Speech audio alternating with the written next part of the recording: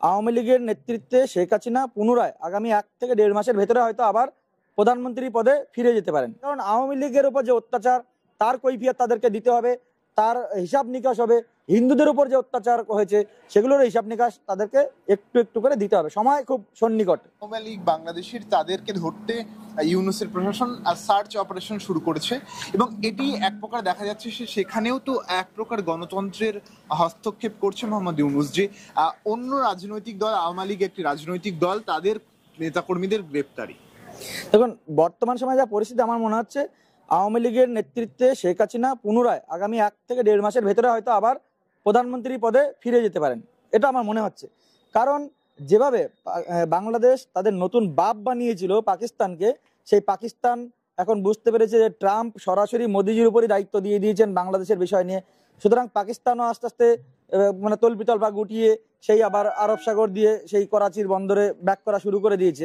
এদিকে ইউনূস, যারা হিন্দুদের উপর অত্যাচারের সাথে সাথে আওয়ামী লীগের উপর অত্যাচার করছে, তারাও বুঝে গেছে যে আমরা এই অত্যাচারের মধ্য দিয়ে একটা সেফ শেল্টার খুঁজে নিতে হবে এবং খুব তাড়াতাড়ি পালাতে হবে। লুটে পুটে যা দেশ থেকে নিয়েছে সেগুলো নিয়ে আগামী প্রজন্ম যাতে বিদেশে কোথাও যাতে নিরাপদে থাকতে পারে, সেই জন্য তারা কিন্তু শুরু করে দিয়েছে ব্যবস্থাপনা। তার কারণ আওয়ামী লীগের উপর যে অত্যাচার, তার কৈফিয়ত তাদেরকে দিতে হবে, তার হিসাব নিকাশ হবে।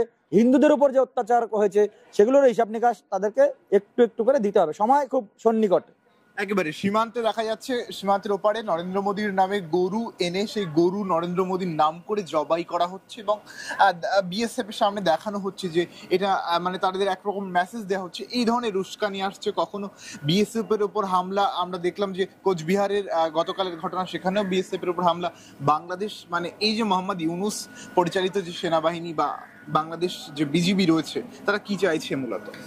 দেখুন, বাংলাদেশের যে জঙ্গি গোষ্ঠী জিহাদি যারা আছে বা এই যে সাধারণ জনগণ থেকে শুরু করে বিজিবি, এরা কিন্তু ইন্ডিয়াকে প্রভোগ করছে বিভিন্নভাবে।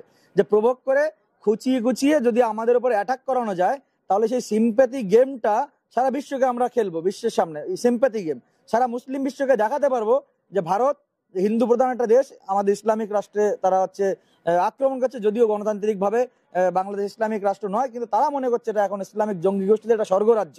সুতরাং তারা প্রভোগ করছে। কিন্তু ভারত বিশ্বের একটা দায়িত্বশীল রাষ্ট্র, অনেক বড় তাদের মানে পরিসর। সুতরাং অর্থনীতি থেকে শুরু করে সামরিক ক্ষেত্রে এগিয়ে থাকা এত বড় ভারত, বাংলাদেশের মতো বিষয়কে অত গুরুত্ব দেওয়ার সময় নেই। সুতরাং তারা প্রভোগ করছে। যদি অত্যাচারিত হয়ে সেই ভিকটিম কার্ড যদি সারা বিশ্বের সামনে খেলা যায় বা মুসলিম ওয়ার্ল্ডের সামনে খেলা যায়, কিন্তু ভারত অত সহজে এই প্রভোকেশনে পা দেবে বলে আমার মনে হয় না।